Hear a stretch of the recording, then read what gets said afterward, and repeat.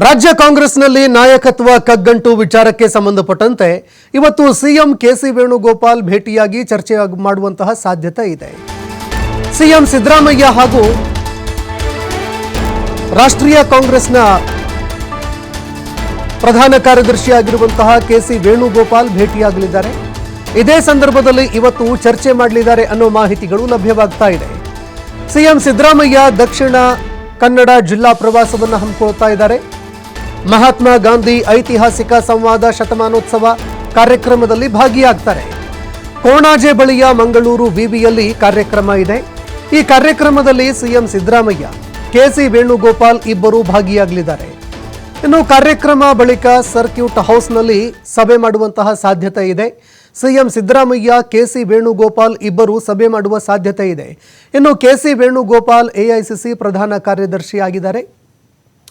ಹೀಗಾಗಿ ಕೆಸಿ ವೇಣುಗೋಪಾಲ್ ಅವರ ಜೊತೆಯಲ್ಲಿ ಇವತ್ತು ಸಿಎಂ ಸಿದ್ದರಾಮಯ್ಯ ಅವರು ಚರ್ಚೆ ಮಾಡುವಂತಹ ಸಾಧ್ಯತೆ ಇದೆ.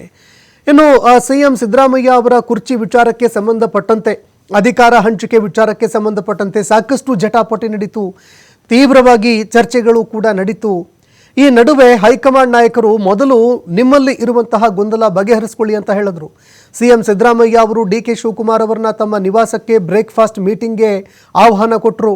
ಮತ್ತೊಂದೆಡೆ ಖುದ್ದು ಸಿಎಂ ಸಿದ್ದರಾಮಯ್ಯ ಡಿ.ಕೆ. ಶಿವಕುಮಾರ್ ಅವರ ನಿವಾಸಕ್ಕೂ ಬ್ರೇಕ್ಫಾಸ್ಟ್ ಮೀಟಿಂಗ್ಗೆ ಬಂದರು. ಹೀಗಾಗಿ ಇಬ್ಬರು ನಾಯಕರ ನಡುವೆ ಇದ್ದಂತಹ ಗೊಂದಲಗಳು ಬಗೆಹರಿದಂತೆ ಕಾಣ್ತಾ ಇದೆ. ಈ ವಿಚಾರಗಳನ್ನು ಕೆಸಿ ವೇಣುಗೋಪಾಲ್ ಅವರ ಮುಂದೆ ಇಡುವಂತಹ ಸಾಧ್ಯತೆ ಇದೆ ಅನ್ನೋ ಮಾತುಗಳು ಕೂಡ ಕೇಳಬರ್ತಾ ಇದೆ. ಇದರ ಜೊತೆಗೆ ಈವರೆಗೆ ಏನೆಲ್ಲ ಪ್ರಸಕ್ತ ವಿದ್ಯಮಾನಗಳು ನಡೆದಿದ್ದಾವೆ ಅದರ ಬಗ್ಗೆಯೂ ಕೆಸಿ ವೇಣುಗೋಪಾಲ್ ಅವರು ಮಾಹಿತಿ ಪಡೆದುಕೊಳ್ಳುವ ಸಾಧ್ಯತೆ ಇದೆ. ಇಬ್ಬರ ನಡುವೆ ಯಾವುದೇ ಗೊಂದಲ ಏನಾದರೂ ಉಳ್ಕೊಂಡಿದೆಯಾ, ಆ ಒಂದು ವಿಚಾರಕ್ಕೆ ಸಂಬಂಧಪಟ್ಟಂತೆಯೂ ಕೂಡ ಅವರನ್ನು ಪ್ರಶ್ನಿಸಿ ಮಾಹಿತಿಗಳನ್ನು ಕಲೆ ಹಾಕಿ ಹೈಕಮಾಂಡ್ ನಾಯಕರಿಗೆ ಈ ಬಗ್ಗೆ ಮಾಹಿತಿ ಕೊಡುವಂತಹ ಸಾಧ್ಯತೆ ಇದೆ. ಹೀಗಾಗಿ ಕೆಸಿ ವೇಣುಗೋಪಾಲ್ ಅವರ ಜೊತೆ ಈ ಒಂದು ಭೇಟಿ ನಂತರ ಸಿಎಂ ಸಿದ್ದರಾಮಯ್ಯ, ಸಿಎಂ ಡಿ.ಕೆ. ಶಿವಕುಮಾರ್ ಇಬ್ಬರು ದೆಹಲಿಗೆ ಪ್ರಯಾಣ ಬೆಳೆಸ್ತಾರಾ? ಯಾಕಂದರೆ ಈಗಾಗಲೇ ಹೈಕಮಾಂಡ್ ನಾಯಕರು ಮೊದಲು ನೀವಿಬ್ಬರೇ ಮಾತಾಡ್ಕೊಳ್ಳಿ, ನಂತರ ನಾವು ಈ ವಿಚಾರಕ್ಕೆ ಸಂಬಂಧಪಟ್ಟಂತೆ ಕ್ರಮ ಕೈಗೊಳ್ತೀವಿ, ಅಲ್ಲಿವರೆಗೆ ನಮ್ಮ ನಿರ್ಧಾರ ಪ್ರಕಟ ಮಾಡೋದಿಲ್ಲ ಅಂತ ಹೇಳಿದ್ರು. ಹೀಗಾಗಿ ಇಬ್ಬರು ಒಗ್ಗಟ್ಟು ಪ್ರದರ್ಶನ ಮಾಡಿದ್ದಾರೆ. ಆದರೆ ಈಗ ಕೆಸಿ ವೇಣುಗೋಪಾಲ್ ಅವರನ್ನು ಭೇಟಿಯಾಗುವಂತಹ ಸಂದರ್ಭದಲ್ಲಿ ಈ ವಿಚಾರಕ್ಕೆ ಸಂಬಂಧಪಟ್ಟಂತೆ ಮಾಹಿತಿ ಕೊಡ್ತಾರೆ. ಇದಾದ ನಂತರ ಹೈಕಮಾಂಡ್ ನಾಯಕರನ್ನ ಭೇಟಿಯಾಗ್ತಾರಾ?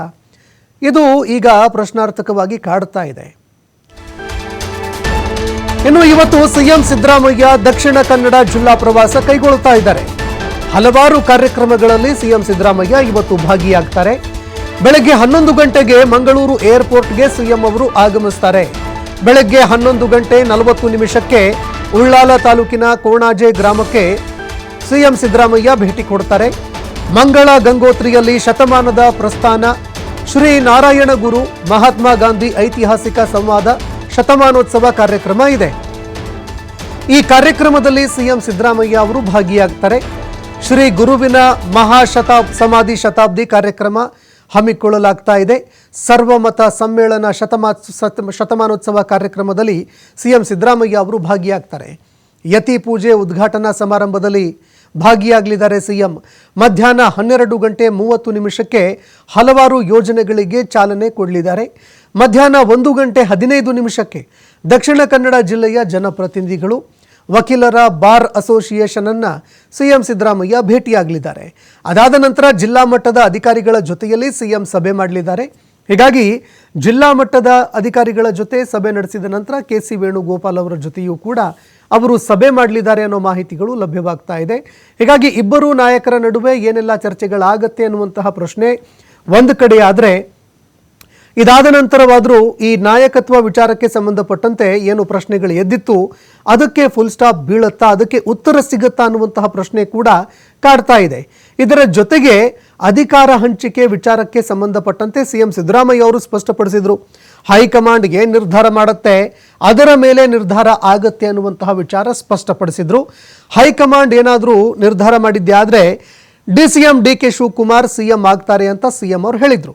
ಹೀಗಾಗಿ ಹೈಕಮಾಂಡ್ ಈ ವಿಚಾರಕ್ಕೆ ಇಲ್ಲೇ ಫುಲ್ ಸ್ಟಾಪ್ ಹಾಕತ್ತಾ ಅಥವಾ ಅಧಿಕಾರ ಹಂಚಿಕೆ ಅಥವಾ ನಾಯಕತ್ವ ಬದಲಾವಣೆಗೆ ಏನಾದರೂ ಕೈ ಹಾಕತ್ತಾ ಕಾದು ನೋಡಬೇಕಾಗತ್ತೆ.